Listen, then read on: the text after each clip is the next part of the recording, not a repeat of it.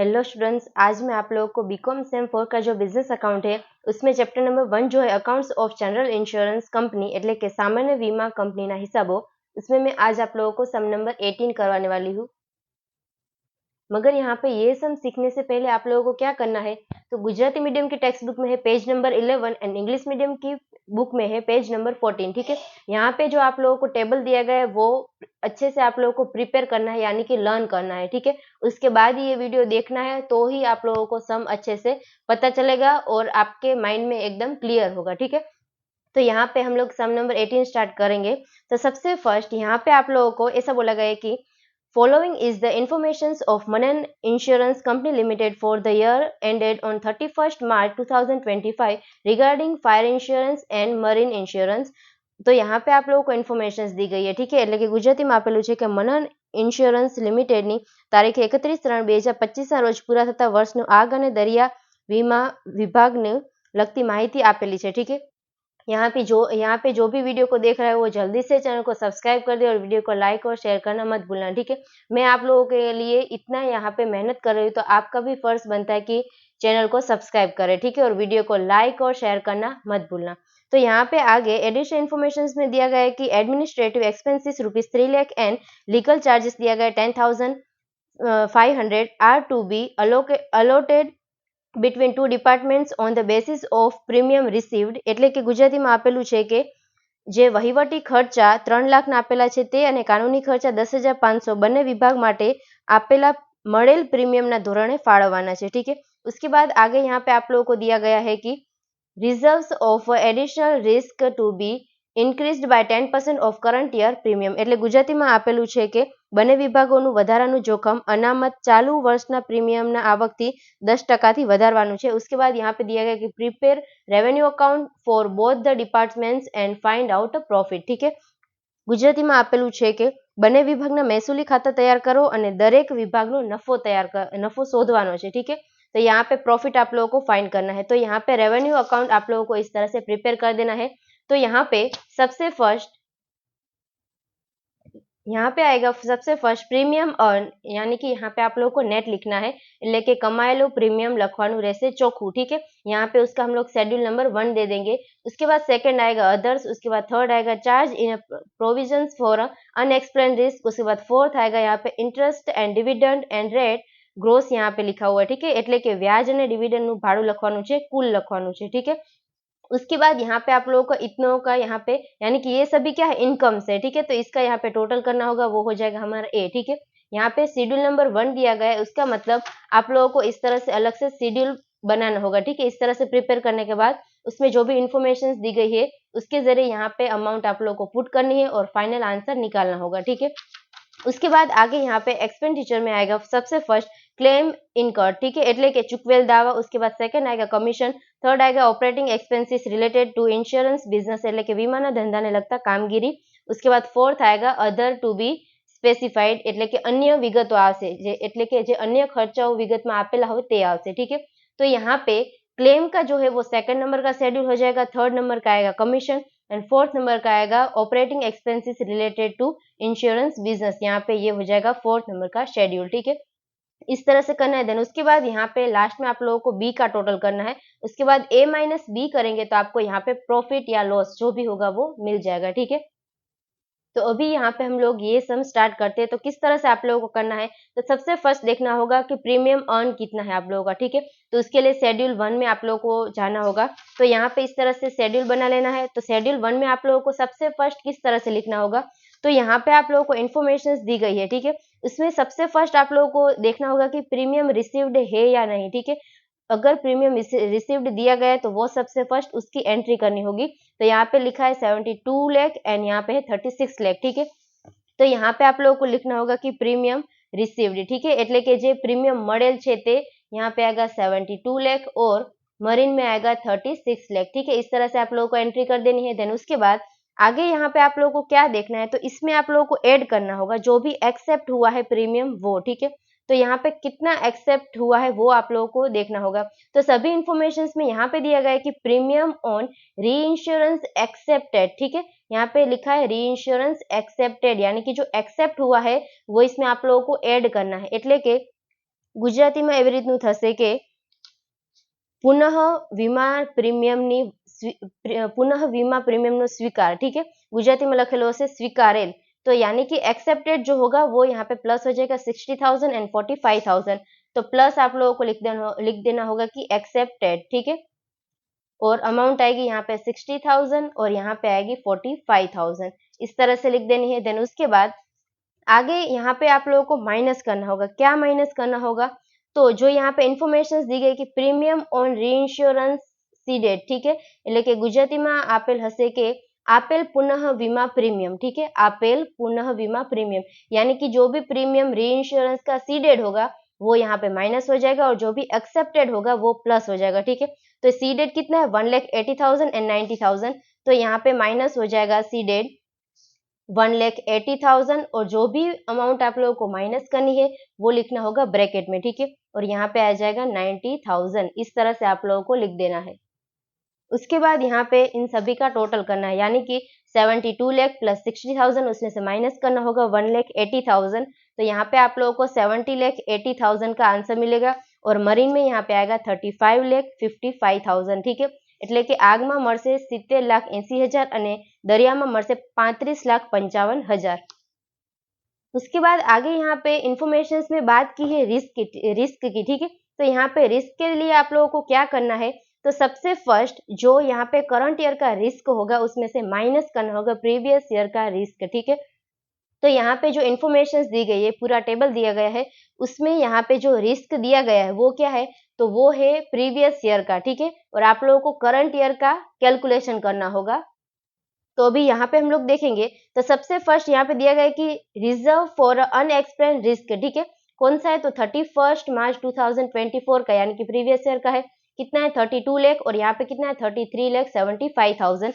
तो यहाँ पे हम लोग लिख देंगे कि 33 लाख है और यहाँ पे कितना है, तो 33,75,000, ठीक है। उसके बाद यहाँ पे इसके ऊपर एडिशनल रिस्क भी दिया गया है, ठीक है। तो वो कितना है वो भी हम लोग देखेंगे। तो यहाँ पे एडिशनल रिजर्व यानी कि फॉर रिस्क के लिए 24 लाख एंड 3,75,000, तो यहाँ पे हम लोग लिखेंगे 24 लाख और यहाँ पे आएगा 3,75,000, ठीक है। इस तरह से कर देना, यानी कि ये आप लोगों को अमाउंट माइनस करनी है किसमें से, तो अभी हम लोग यहाँ पे फाइंड करेंगे करंट ईयर का, ठीक है। એટલે કે ચાલુ વર્ષનું જે જોખમ શોધવામાં આવશે તેમાંથી અગાઉના વર્ષનું જોખમ અને વધારાનું જોખમ બંને માઇનસ કરવામાં આવશે, ठीक है। तो यहाँ पे अभी हम लोग फाइंड करेंगे क्या, तो एक आएगा रिस्क और आएगा और सेकेंड नंबर में आएगा एडिशनल रिस्क, ठीक है। तो यहाँ पे सबसे फर्स्ट हम लोग क्या करेंगे, तो करंट ईयर का रिस्क फाइंड करेंगे, ठीक है। तो उसके लिए क्या है, तो यहाँ पे आप लोगों को ये जो पूरा यहाँ पे चैप्टर दिया गया उसमें इस तरह से है कि अगर फायर का रिस्क आप लोगों को फाइंड करना है तो कितना आएगा, तो जो भी यहाँ पे नेट प्रीमियम आप लोगों को मिला, नेट प्रीमियम नहीं यहाँ पे प्रीमियम, ठीक है, प्रीमियम जो मिला इसका हाफ आएगा, यानी कि 50% आएगा। और मरीन जो होता है उसका 100% होता है रिस्क, ठीक है। तो ये यहाँ पे हम लोग क्या करेंगे, तो 70,80,000 जो है इसका 50% हम लोग निकालेंगे करंट रिस्क, ठीक है। तो इसका अगर आप लोग 50% करेंगे तो 35,40,000 का आंसर मिल जाएगा, ठीक है। और मरीन का तो आप लोगों को 100% ही लेना है, यानी कि 35,55,000, ठीक है। उसके बाद यहाँ पे एडिशनल रिस्क में आप लोगों को क्या करना है, तो किस तरह से वो निकालना है, तो यहाँ पे आप लोगों को उसके लिए इंफॉर्मेशन कुछ इस तरह से दी गई है कि यहाँ पे ऐसा लिखा है कि reserves for additional risk is to be increased by 10% of current year premium, એટલે કે ગુજરાતીમાં એવી રીતનું આપેલું છે કે બંને વિભાગોનું વધારાનું જોખમ અનામત ચાલુ વર્ષના પ્રીમિયમની આવકના 10% વધારવાનું છે, ठीक है। यहाँ पे 10% ऑफ करंट ईयर प्रीमियम दिया गया है, यानी कि इसका मतलब क्या करना है, तो पिछले साल का यहाँ पे रिस्क कितना था वो देख लेना है। तो वो यहाँ पे आप लोगों को दिया गया एडिशनल रिस्क, ठीक है, एडिशनल ही देखना है। तो कितना है 24 लाख, तो यहाँ पे हम लोग लिखेंगे 24 लाख। यहाँ पे टेबल में आप लोगों को नहीं दिखाना है, ठीक है, यहाँ पे तो ये कैलकुलेशन करने के लिए मैं आप लोगों को दिखा रही हूँ। यहाँ पे शेड्यूल में आप लोगों को कैलकुलेशन नहीं करना है, ठीक है। तो 24 लाख और यहाँ पे दिया गया है 3,75,000, ठीक है। उसके बाद यहाँ पे 10% किसका करना है, तो यहाँ पे जो प्रीमियम है 70,80,000 और 35,55,000, इन दोनों का 10% आप लोगों को प्लस कर देना है, ठीक है। तो यहाँ पे हम लोग प्लस किस तरह से करेंगे, तो यहाँ पे जो पिछले साल यानी कि प्रीवियस ईयर का जो हम लोगों ने एडिशनल रिस्क लिखा था 24 लाख प्लस हो जाएगा 10% ऑफ 70,80,000, ठीक है। इसका 10% प्लस कर देना होगा तो आपको फाइनल यहाँ पे मिल जाएगा 31,08,000, ठीक है। उसके बाद इसमें क्या करना होगा, तो इसमें भी सेम करना होगा कि 10% ऑफ किसका 10%, तो यहाँ पे 35,55,000 का, ठीक है। तो 10% ऑफ 35,55,000, तो फाइनल यहाँ पे आप लोगों को 7,30,500 का आंसर मिलेगा, ठीक है। तो यानी कि यहाँ पे एडिशनल रिस्क में आप लोगों को क्या लिखना होगा, तो यहाँ पे फायर में आएगा 31,08,000 एंड मरीन में आएगा 7,30,500, ठीक है। इस तरह से आप लोगों को लिख देना है। देन उसके बाद इसका टोटल करना है, तो यहाँ पे टोटल कितना आएगा, तो फायर में आएगा 65,48,000, ठीक है। और यहाँ पे आएगा 42,85,500, ठीक है। उसके बाद यहाँ पे उसमें से माइनस करना होगा प्रीवियस ईयर का रिस्क और एडिशनल रिस्क, ठीक है। तो माइनस करने के बाद आप लोगों को आंसर क्या मिलेगा वो निकालना होगा। तो ये तीनों का माइनस करने के बाद यहाँ पे आपको मिलेगा 10,48,000 एंड यहाँ पे आएगा 5,35,500, ठीक है। अभी यहाँ पे जो डिफरेंस आएगा वो इसमें से क्या करना होगा, ये अमाउंट में से माइनस करना होगा, ठीक है। यानी कि जो रिस्क हम लोगों ने निकाला करंट ईयर का, उसमें से माइनस करना होगा प्रीवियस ईयर का रिस्क, तो जो भी आंसर आया वो इसमें से माइनस करना होगा, ठीक है। એટલે કે જે ચાલુ વર્ષનું જોખમ અને વધારાનું જોખમ નીકાળ્યું તે અને તેમાંથી માઇનસ કરવામાં આવશે પાછળના વર્ષનું જોખમ અને વધારાનું જોખમ, ठीक है। तो इस तरह से आप लोगों को यहाँ पे करना है। देन उसके बाद आप लोगों को एक बात याद रखनी है कि यहाँ पे ये दोनों अमाउंट प्लस में, ठीक है। तो यहाँ पे तो माइनस ही करना है आपको, ठीक है। सपोज समझ लो कि ये अमाउंट यहाँ पे माइनस में है, तो यहाँ पे माइनस नहीं होगा, प्लस हो जाएगा। क्यों? क्योंकि यहाँ पे आप लोगों को ये बात समझनी होगी कि x प्लस आप लोगों को करना होगा x, ठीक है। तो यहाँ पे हो जाएगा 2x, ठीक है। मगर यहाँ पे किस तरह से होगा, तो x माइनस और ब्रैकेट में दो अमाउंट दी गई है, ठीक है। सपोज समझ लो ये अमाउंट प्लस में है, तो क्या हो जाएगा x माइनस जो अमाउंट दी गई है वो, ठीक है। और यहाँ पे x माइनस और ब्रैकेट में जो अमाउंट है वो माइनस में है, तो माइनस माइनस प्लस हो जाएगा। इसलिए ये अमाउंट अगर माइनस में होती तो यहाँ पे आप लोगों को प्लस करना होता है, ठीक है। ध्यान दे के समझना, मैं फिर से रिपीट कर रही हूँ। यहाँ पे ये दोनों अमाउंट प्लस में है तो यहाँ पे हम लोग माइनस ही करेंगे, मगर अगर कोई भी अमाउंट माइनस में है तो यहाँ पे प्लस हो जाएगा, ठीक है। सपोज मैं यहाँ पे लिख रही हूँ 20,000 माइनस ब्रैकेट में आएगा माइनस का 10,000, ठीक है। यहाँ पे सपोज समझ लो कि आपको माइनस में 10,000 मिला है, ठीक है। तो वो मैंने यहाँ पे पुट किया, तो क्या हो जाएगा 20,000 प्लस हो जाएगा 10,000, ठीक है। यानी कि 30,000 आंसर मिलेगा। आप लोगों को डायरेक्ट नहीं करना है कि 10,000 यहाँ पे माइनस ही हो जाएगा, ठीक है। अगर अमाउंट माइनस में आती है तो प्लस हो जाएगा, ठीक है। तो यहाँ पे तो ये हमारा प्लस में ही है, ठीक है। तो हम लोग यहाँ पे माइनस करेंगे 10,48,000 और यहाँ पे आएगा 5,35,500, ठीक है। इस तरह से माइनस कर देना है। तो माइनस करने के बाद आपको फाइनल यहाँ पे नेट प्रीमियम मिलेगा। कौन सा? रिसीव्ड प्रीमियम, એટલે કે મળેલું પ્રીમિયમ મળશે 60,32,000 और यहाँ पे अमाउंट आएगा 30,19,500, ठीक है। ये दोनों आप लोगों का फाइनल अमाउंट आया, वो आप लोगों को कहाँ पे पुट करना है, तो फर्स्ट नंबर की जो इन्फॉर्मेशन यहाँ पे थी उसमें, ठीक है। तो यहाँ पे आप लोगों को लिखना होगा कि 60,32,000 और यहाँ पे आएगा 30,19,500, ठीक है। उसके बाद आगे आप लोग को क्या करना है, तो सेकंड नंबर का जो शेड्यूल था वो देखना है, ठीक है। किसका था? क्लेम का था, એટલે કે દાવાનું હતું। तो सेकंड नंबर का शेड्यूल आप लोगों को इस तरह से प्रिपेयर कर देना है। देन उसके बाद यहाँ पे सबसे फर्स्ट क्या लिखना होगा, तो क्लेम आप लोगों को डायरेक्टली यहाँ पे सम की इन्फॉर्मेशन में दिया गया होगा, ठीक है। क्लेम पेड कितना है, तो 28 लाख और यहाँ पे है 24 लाख। तो यहाँ पे हम लोग लिखेंगे 28 लाख और यहाँ पे आएगा 24 लाख, ठीक है। और यहाँ पे लिखना होगा क्लेम पेड, ठीक है, એટલે કે ચૂકવેલ દાવો। इस तरह से आप लोगों को लिख देना है। उसके बाद यहाँ पे आगे हम लोग देखेंगे। आप लोगों को एक बात यहाँ पे ध्यान रखनी है कि जो भी इंफॉर्मेशन हमारी हो रही है यहाँ पे कवर अप, उसको आप लोगों को टिक कर देना है, ठीक है। यानी कि लास्ट में आप लोगों को पता चले कि कौन सी इंफॉर्मेशन अभी एंट्री करना बाकी है, ठीक है। उसके बाद यहाँ पे आप लोगों को क्या देखना होगा, तो क्लेम जो भी यहाँ पे पेड करने के लिए एक्सेप्ट हुआ है वो प्लस करना होगा, ठीक है। એટલે ગુજરાતીમાં થશે સ્વીકારેલ चुकवेल दावो प्लस थશે, ठीक है। तो उसके लिए यहाँ पे इन्फॉर्मेशन आप लोगों को दी गई है कि री इंश्योरेंस क्लेम एक्सेप्टेड, ठीक है। जो भी एक्सेप्ट होता है वो आप लोगों को प्लस करना होगा। तो यहाँ पे हम लोग प्लस करेंगे एक्सेप्ट, ठीक है। तो अमाउंट यहाँ पे दिया गया है 1,50,000 और यहाँ पे है 40,000 का, ठीक है। इस तरह से आप लोगों को प्लस कर देना है। देन उसके बाद यहाँ पे गुजराती में ऐसा दिया गया कि पुनः बीमा वसूलात, ठीक है, वो यहाँ पे आप लोगों को माइनस करना होगा। और इंग्लिश में यहाँ पे आप लोगों को दिया गया है कि री इंश्योरेंस रिकवरी, ठीक है, એટલે કે पुनः बीमा वसूलात, जो भी रिकवरी होती है वो यहाँ पे हम लोग माइनस करते हैं, ठीक है। तो यहाँ पे ये भी इंफॉर्मेशन हमारी हो गई, तो ये भी हमारी हो गई, ठीक है। तो रिसीव्ड कितना, सॉरी रिसीव्ड नहीं, रिकवरी कितना है हमारा 1 लाख और 1,15,000, तो वो यहाँ पे माइनस हो जाएगा रिकवरी, और अमाउंट आएगा 1 लाख, और यहाँ पे आएगा 1,15,000, ठीक है। इस तरह से आप लोगों को कर देना है। देन उसके बाद यहाँ पे आप लोगों को क्या करना है, तो प्लस करना होगा क्लोजिंग बैलेंस, ठीक है, और माइनस करना होगा ओपनिंग बैलेंस। એટલે ગુજરાતીમાં થશે કે આખરની જે રકમ આપેલી હોય તે પ્લસ થશે ને શરૂઆતની જે રકમ આપેલી હોય તે માइनस થશે। यानी कि यहाँ पे इंफॉर्मेशन कहाँ पे दी गई, तो यहाँ पे है कि लाइबिलिटी फॉर क्लेम ऑन 31 मार्च 2025, यानी कि ये क्लोजिंग का हो गया, ठीक है। એટલે કે ગુજરાતીમાં થશે કે 31/3/2025 માટેનું આખરનો દાવો થશે, ठीक है, या तो फिर આખરની જવાબદારી થશે દાવા માટેની, ठीक है।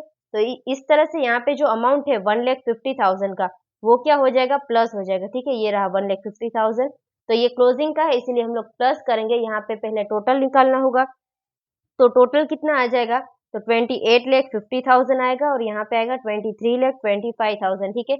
इसमें आप लोगों को क्या करना है, ये दोनों का प्लस और इसमें से माइनस कर देना होगा, ठीक है। तो ये अमाउंट मिल जाएगा, प्लस हम लोग करेंगे क्लोजिंग, ठीक है। तो क्लोजिंग कितनी है, तो यहाँ पे है 1,50,000 और यहाँ पे दिया गया है 1 लाख, ठीक है, मरीन में। उसके बाद माइनस हम लोग करेंगे ओपनिंग, ठीक है। तो ओपनिंग आप लोगों को यहाँ पे कितना दिया गया है, तो लाइबिलिटीज फॉर अ क्लेम 31 मार्च 2024, ठीक है। तो ये यहाँ पे हमारा ओपनिंग हो जाएगा। तो यहाँ पे है 4 लाख और 2,43,750, ठीक है। तो यहाँ पे हम लोग माइनस कर देंगे 4 लाख की अमाउंट, और यहाँ पे आएगा 2,43,750, ठीक है। इस तरह से आप लोगों को माइनस कर देना होगा, और फाइनल जो अमाउंट आएगा, ठीक है, फाइनल जो आप लोगों को फिगर मिलेगा वो यहाँ पे सेकंड नंबर का फाइनल आंसर हो जाएगा, ठीक है। तो हम लोग क्या करेंगे, 28,50,000 में से प्लस करेंगे 1,50,000 और माइनस करेंगे 4 लाख, ठीक है। तो आप लोगों को क्या मिल जाएगा, 26 लाख यहाँ पे मिलेगा फायर के लिए, और यहाँ पे आएगा 21,81,250 मरीन के लिए, ठीक है। उसके बाद यहाँ पे आप लोगों को क्या देखना होगा कि यहाँ पे जो इन्फॉर्मेशन दी गई है उसमें लीगल चार्जेस अगर दिए गए हैं तो वो भी यहाँ पे प्लस कर देना है, ठीक है। सिर्फ यहाँ पे लीगल चार्जेस दिए गए हैं तो वो प्लस कर देना है, और अलग से यहाँ पे दिया गया है कि क्लेम के लिए यहाँ पे लीगल चार्जेस है तो वो भी यहाँ पे प्लस कर देना है, ठीक है। सपोज यहाँ पे ऐसा लिखा है कि 10,000 हमारा लीगल चार्जेस है, और इसमें से 8,000 जो है वो हमारा है यहाँ पे क्लेम के लिए लीगल चार्जेस, ठीक है। तो इसमें आप लोगों को सिर्फ 8,000 ही प्लस करना है, ठीक है, पूरे का पूरा 10,000 प्लस नहीं करना होता है।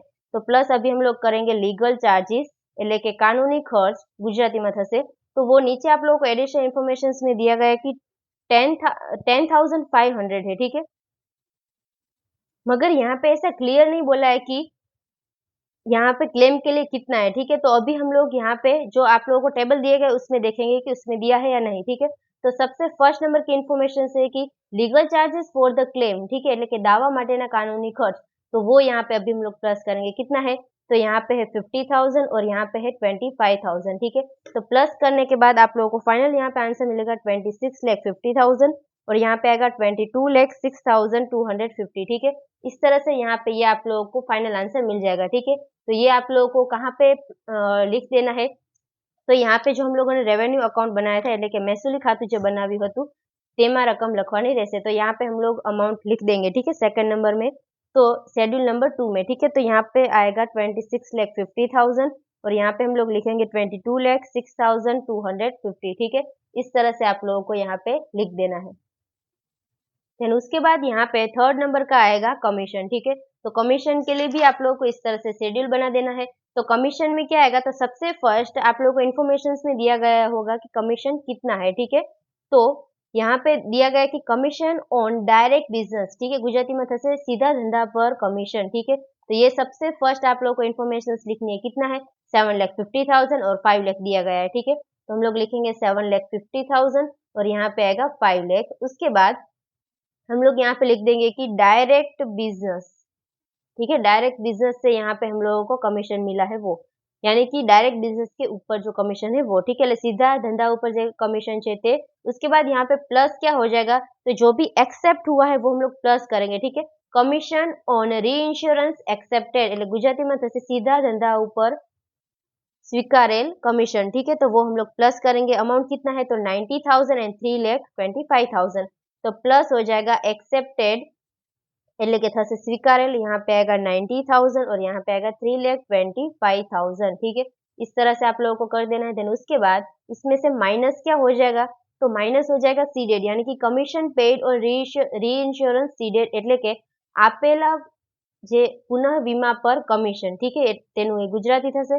तो यहाँ पे उसका अमाउंट दिया गया 50,000 और यहाँ पे है 1 लाख, तो हम लोग माइनस करेंगे 50,000, यहाँ पे आएगा सीडेड 50,000 और यहाँ पे आएगा 1 लाख, ये आप लोगों को माइनस कर देना है, ठीक है। उसके बाद फाइनल आंसर किस तरह से मिलेगा, तो फायर का यहाँ पे आप लोगों को मिलेगा 7,90,000 और मरीन का 7,25,000 का आंसर मिल जाएगा, ठीक है। ये दोनों अमाउंट आप लोगों को कहाँ पे पुट करनी है, तो यहाँ पे रेवेन्यू अकाउंट में, ठीक है। तो यहाँ पे हम लोग लिखेंगे 7,90,000 और यहाँ पे आएगा 7,25,000, ठीक है। इस तरह से आप लोगों को लिख देना है। उसके बाद आगे यहाँ पे शेड्यूल नंबर 4 बनेगा, जो होगा operating expenses related to insurance business, ठीक है। तो यहाँ पे हम लोग 4th नंबर का शेड्यूल प्रिपेयर करेंगे। तो इसमें आप लोगों को क्या करना है, तो सबसे फर्स्ट यहाँ पे आप लोगों को जो इन्फॉर्मेशन दी गई उसमें दिया गया है कि नीचे एडमिनिस्ट्रेटिव एक्सपेंसेस दिया गया है 3 लाख, ठीक है, और यहाँ पे लीगल चार्जेस भी दिए गए 10,500, वो किसमें अलोटेड करना है, तो between 2 departments on the basis of premium received એટલે કે મળેલ પ્રીમિયમ ઉપર।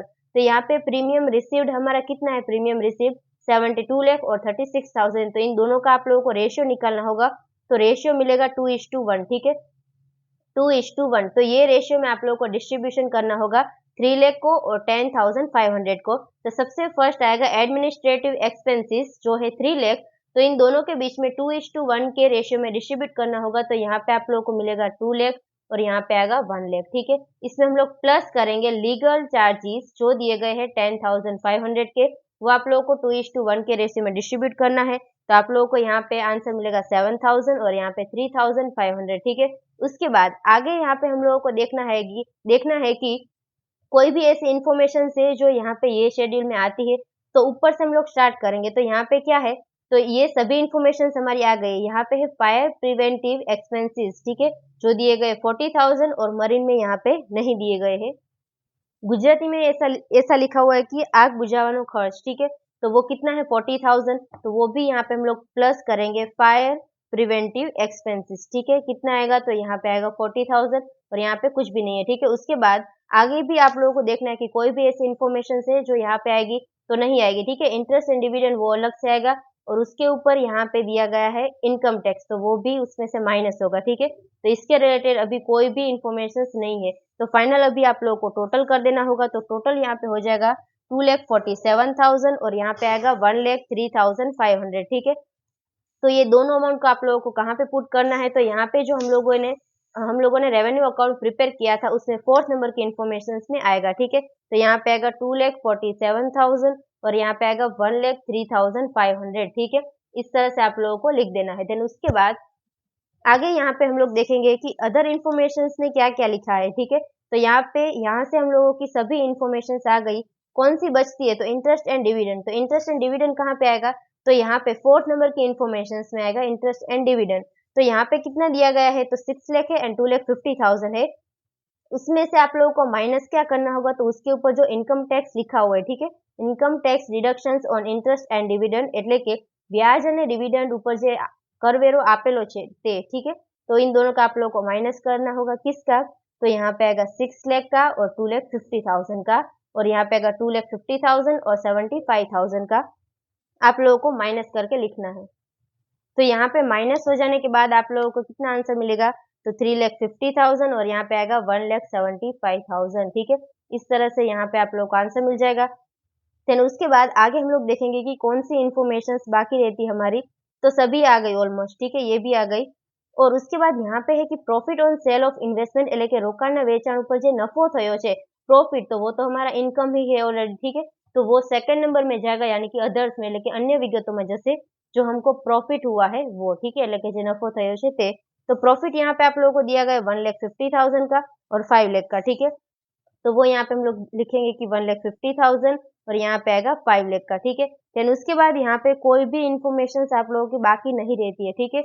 यहाँ पे हम लोगों ने जो एडिशनल इंफॉर्मेशन है वो भी कवर अप कर ली है। तो फाइनल अभी हम लोग टोटल करेंगे, ठीक है। जो भी ये चैनल को देख रहा है, यानी कि जो भी ये वीडियो को देख रहा है, वो जल्दी से चैनल को सब्सक्राइब कर दे और वीडियो को लाइक और शेयर करना मत भूलना।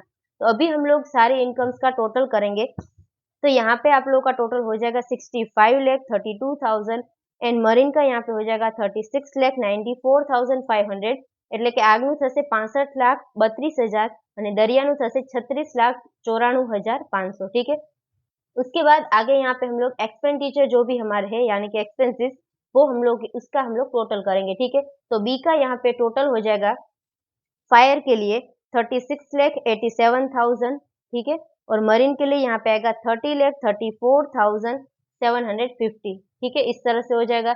देन उसके बाद आप लोगों को क्या करना होगा, ए में से बी को माइनस कर देना है, ठीक है। तो आप लोगों को प्लस में आंसर मिला तो वो होगा प्रॉफिट और माइनस में मिला तो वो हो जाएगा लॉस, ठीक है। तो यहाँ पे फायर के लिए हम लोगों को प्रॉफिट में मिल जाएगा 28,45,000, ठीक है, એટલે કે 28,45,000 મળશે જે થશે નફો, ठीक है, એટલે કે આગનો નફો થશે। उसके बाद यहाँ पे मरीन के लिए એટલે કે दरिया માટે तो ए माइनस बी हम लोग करेंगे तो 6,56,750, ठीक है, इतना आप लोगों को यहाँ पे प्रॉफिट मिलेगा फॉर मरीन के लिए એટલે કે दरिया विभाग માટે આટલો નફો મળશે, ठीक है।